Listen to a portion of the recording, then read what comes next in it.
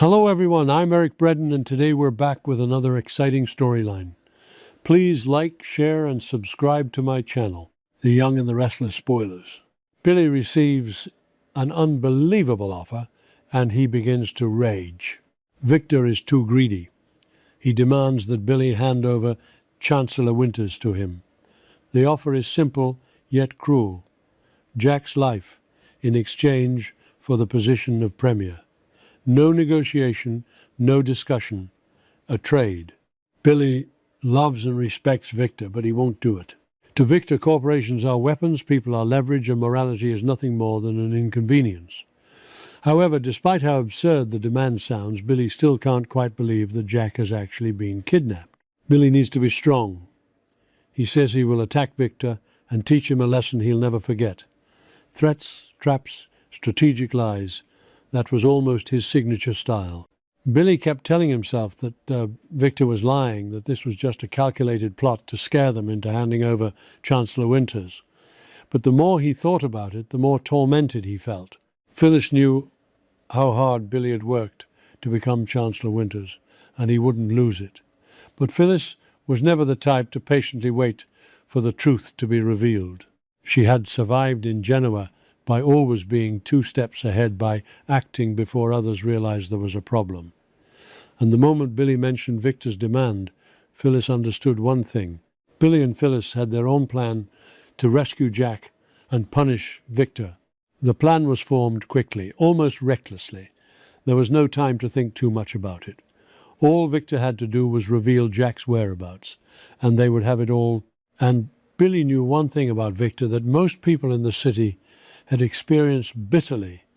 The only language Victor truly respected was violence. The night they acted against him was eerily silent, as if the whole city were holding its breath. Billy and Phyllis approached Victor's house under the cover of darkness, their nerves taut with adrenaline and suspicion. Breaking into Victor's house was easier than Billy had imagined. Victor was fearless, so he had turned off all his security alarms and waited for someone to kidnap him, and it had come. But tonight fate, or perhaps Victor's own overconfidence, had left a hole in his armor. Victor wasn't asleep. He said, "Hello, Billy, I didn't expect Phyllis to be here." Even when bound and outnumbered, he showed no fear. That was the most worrying thing. Victor just sat there, his eyes cold and calculating, watching Billy and Phyllis as if they were nothing more than impatient children playing a dangerous game. Billy talked a lot, saying Victor was old, that he should let the next generation take over and stop trying to be the center of the fights. He demanded to know where Jack was being held. He demanded the truth. But Victor didn't answer. Instead, he wore that same sneering, resentful smirk he always wore when he believed he had the upper hand. After Victor's provocative face made Billy lose his temper, he punched Victor in the face, a punch so hard it made his nose bleed. Victor completely lost his composure. Phyllis yelled, telling him to stop. Jockey said, "Only 2 days left." The words hung in the air like the ticking of a clock. Victor explained in a chillingly calm tone. Jack was still alive, at least for now. But if Billy and Phyllis thought they could threaten him, to force him to reveal his location, they were mistaken. Victor had prepared for that possibility. Jack's survival depended on time, and time was running out. Billy's confidence crumbled instantly. 2 days. That wasn't time for negotiation. It was a countdown to the funeral. Phyllis felt a similar chilling fear spread through her chest, though she tried to hide it. Despite her outward strength, even she understood how dangerous the situation had become. They had crossed a line by kidnapping Victor. If Victor's men discovered what had happened, things could spiral out of control. But letting Victor go without answers seemed impossible. The problem was Victor still held the only crucial information, Jack's location. Billy paced back and forth in the room, running his hand through his hair, his mind racing with every possible solution. Clearly, violence wouldn't work. Victor was too stubborn, too arrogant, and too experienced to succumb to this kind of pressure. And the more time wasted arguing, the closer Jack would get to the fate Victor had prepared for him. The air inside the executive suite of Chancellor Industries was thick, suffocating, and heavy, with an unspoken violence that threatened to shatter the floor-to-ceiling windows overlooking the sprawling metropolis of Genoa City. The late morning sunlight poured into the room, casting long, sharp shadows that seemed to slice across the mahogany furniture, but the warmth of the sun did nothing to thaw the absolute ice radiating from the center of the office. Victor Newman stood near the glass, his broad shoulders squared, his hands clasped firmly behind his back in his signature posture of unyielding dominance. He was a monolith of power, a man who had built empires, crushed rivals, and manipulated destinies without ever breaking a sweat. Today, however, the stakes were personal. Deeply, viciously personal. Across the expanse of the Persian rug, Billy Abbott looked like a man on the verge of a total psychological collapse. His usually charming, reckless demeanor had been entirely consumed by a raw, feral desperation. His tie was loosened, his hair disheveled from running his trembling hands through it 100 times, and his eyes were bloodshot. The veins in his neck throbbed rhythmically, keeping time with the frantic, terrified beating of his heart. Standing perfectly between the two warring factions was Phyllis Summers. If Victor was the immovable object, and Billy was the unstoppable chaotic force, Phyllis was the volatile catalyst that could either neutralize the explosion or amplify it to catastrophic proportions. She wore a tailored crimson blazer that seemed to reflect the dangerous fire burning in her eyes. She knew the gravity of the situation. Jack Abbott, the man she had loved, fought with, and respected for decades, was missing. He had been swallowed whole by the earth, and everyone in the room knew exactly who held the leash. "You are completely out of your mind if you think I'm just going to hand over the keys to the Chancellor Kingdom without a rock-solid guarantee." "Victor Phyllis," declared her voice, slicing through the heavy, oppressive silence of the room. She stepped forward, the sharp click of her designer heels echoing like gunshots against the hardwood floor. Victor turned his head slowly, his expression a mask of cold, calculating amusement. He looked at Phyllis not as an equal, but as a temporary obstacle. "You have absolutely no leverage here, Phyllis. You are sitting in a chair that does not belong to you, playing a game you cannot possibly win." And you, Billy boy, Victor's gaze shifted to the younger Abbott, his voice dropping to that familiar, menacing, gravelly register that had terrified Genoa City residents for generations. "You are in no position to make demands. You want your brother back, you give me back what is rightfully mine. You surrender Chancellor Industries completely and unconditionally." Billy lunged forward, a guttural sound of pure rage tearing from his throat, but Phyllis was faster. She shot her arm out, pressing her palm flat against Billy's chest with surprising strength, halting his momentum. "Stop it, Billy, let me handle this." Phyllis hissed, not taking her eyes off Victor. She turned her attention back to the Newman patriarch, her mind racing through a million different permutations of the deal. She had to thread the needle perfectly. "Here is the deal, Victor, and it is the only deal you're going to get. You want Chancellor Industries back under the Newman umbrella. Fine, but a transition of this magnitude takes time. You cannot just snap your fingers and absorb a multinational conglomerate overnight without triggering SEC investigations and board revolts." Phyllis paused, letting the business reality sink in before delivering her ultimatum. "I am proposing a structured timeline. You get time for Chancellor, a phased legal handover that keeps the feds off our backs and ensures the stock doesn't plummet into the abyss. But in exchange, right here, right now, I need concrete evidence of Jack's condition. I am not taking your word for it. I need proof of life, and I need proof that he is unharmed. Until I have that, the paperwork stays locked in my safe." Victor's eyes narrowed into dangerous slits, his mind calculating the angles. "You dare dictate terms to me. You think you can negotiate with me when I hold all the cards." "It is not a dictation, Victor, it is a transaction." Phyllis countered smoothly, refusing to blink, refusing to show even a fraction of an inch of weakness. "You want the company intact, not tied up in endless bleeding litigation. I control the shares right now. Billy doesn't. I do.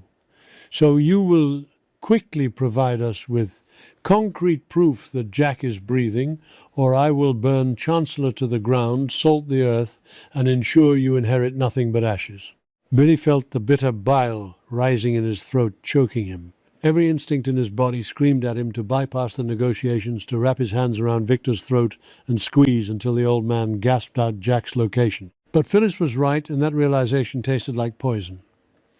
She held the legal power over Chancellor, a bitter pill Billy had been choking on for weeks. He had fought so hard to secure his legacy, to prove he was more than just the screw-up Abbott brother, and now it was all slipping through his fingers. Billy, Phyllis said softly, her voice losing its sharp edge for a fraction of a second. She didn't look at him, keeping her eyes locked on Victor. Tell him we have a deal. Tell him you accept the terms. We need to do this. Billy's breathing was ragged, his chest heaving as he fought a terrifying internal battle. He looked at Phyllis, searching her profile for any sign of betrayal, any hint of a double cross.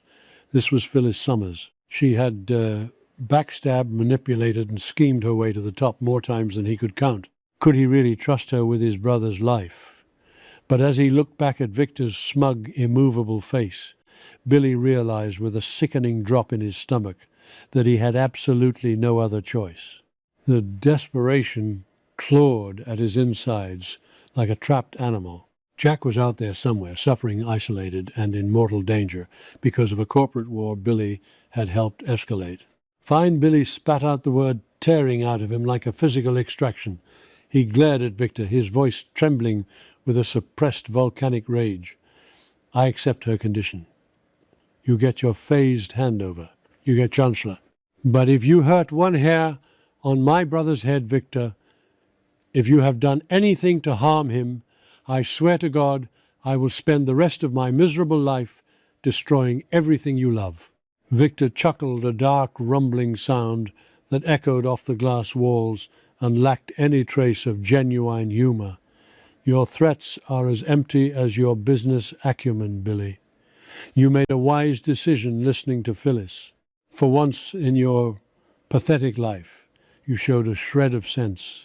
We have an agreement, Phyllis interrupted, stepping back and gesturing sharply toward the heavy oak double doors of the executive suite. Now get out of here. We are releasing you from this office, Victor.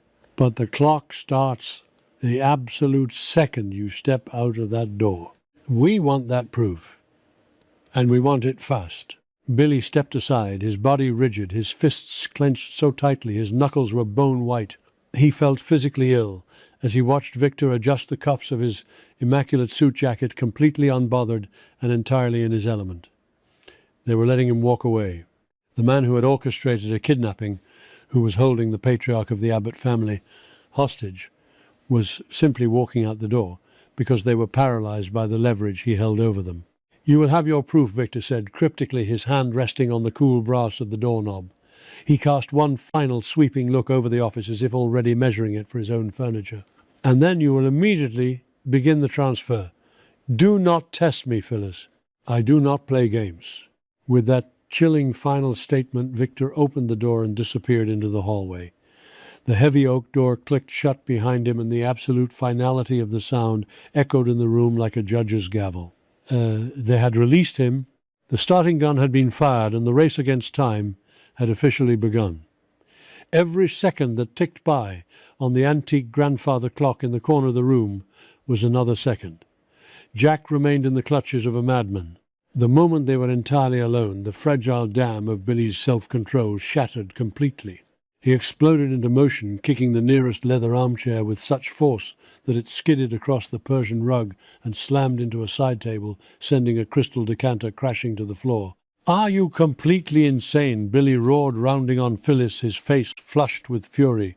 You just gave him exactly what he wanted. You gave him time to move Jack, time to cover his tracks, time to figure out how to screw us over and leave us with nothing. I bought us time. Phyllis fired back, her voice rising to meet his volume, refusing to back down. What did you want to do, Billy? Beat it out of him. Lock him in the closet. Victor Newman would let you break every single bone in his body before he gave up a secret he wasn't ready to tell. We needed him to lower his guard. We needed him to think he won the negotiation so he would make a move and send us the proof.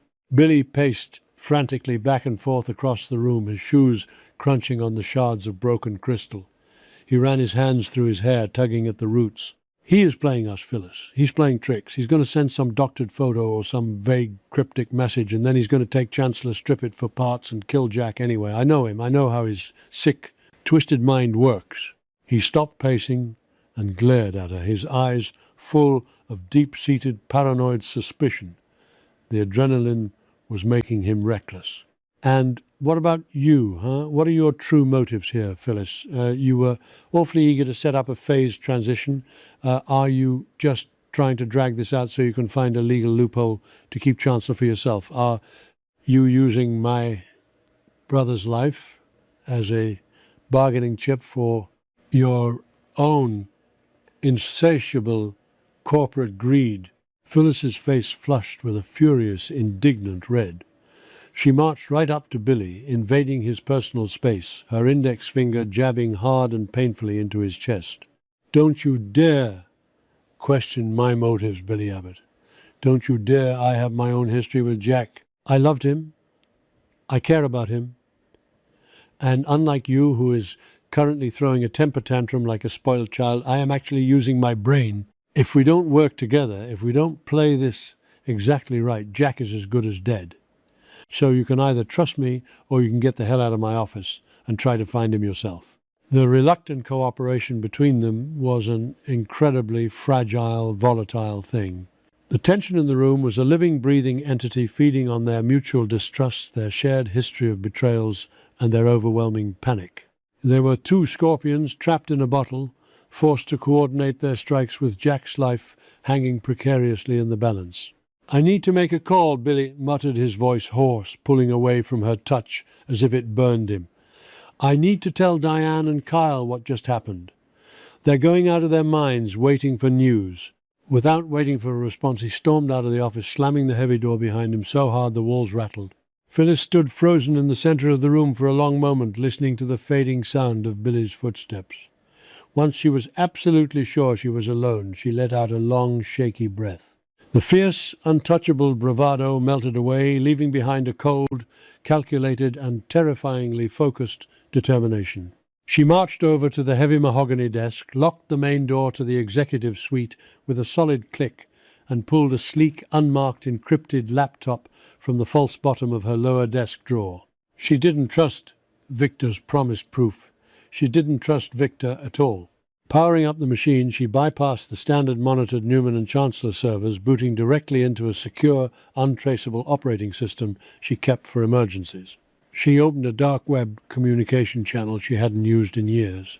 Her fingers flew across the keyboard with practiced lightning speed, typing out a message to an old hacker, contact a brilliant, morally flexible ghost in the machine, who owed her a massive favor from her days of ruthless corporate espionage. Asterisk. Need a deep dive. Priority 1. Life or death times. Phyllis typed the glowing green text reflecting in her intense, unblinking eyes. Asterisk. Who is the target times? Came the instantaneous, anonymous reply. Asterisk. Victor Newman. I need you to track every single unusual financial transaction from the last 4 weeks. Shell companies, offshore accounts in the Caymans, Swiss blind trusts, dummy corporations in Panama. Everything. Asterisk. She paused, biting her lower lip so hard she tasted a faint hint of copper blood before adding the crucial piece of the puzzle. Asterisk. I am looking for a boat. A yacht, specifically. Leased, purchased, or chartered under a dummy corporation. Find the money trail, find the boat. Asterisk. Phyllis knew Victor's methodology better than almost anyone. He was a creature of absolute control, immense wealth, and luxury. If he had kidnapped Jack, he wouldn't stash him in some run-down, dirty warehouse by the docks. He would put him somewhere completely isolated, somewhere constantly moving, somewhere he had absolute, unquestionable dominion. A mysterious yacht out in international waters fit the psychological profile perfectly. It was the ultimate prison, surrounded by an endless moat of ocean, impossible to escape from without help. But moving a vessel of that magnitude, stocking it with provisions and staffing it with loyal, highly paid guards required capital. It required a massive financial footprint, no matter how deeply Victor tried to bury it beneath layers of corporate obfuscation. Asterisk. That's poking A very big bear times, the hacker replied, the text appearing slowly as if emphasizing the danger. Asterisk. Newman's cybersecurity is military grade. If his people catch a ping, they will trace it back. Asterisk. Asterisk. I don't care about the risk times. Phyllis typed fiercely, hitting the keys so hard they clacked loudly in the empty, silent room. Asterisk. Double your usual rate. Triple it. I don't care what it costs. Just find me the money trail. My friend's life depends on it. Asterisk.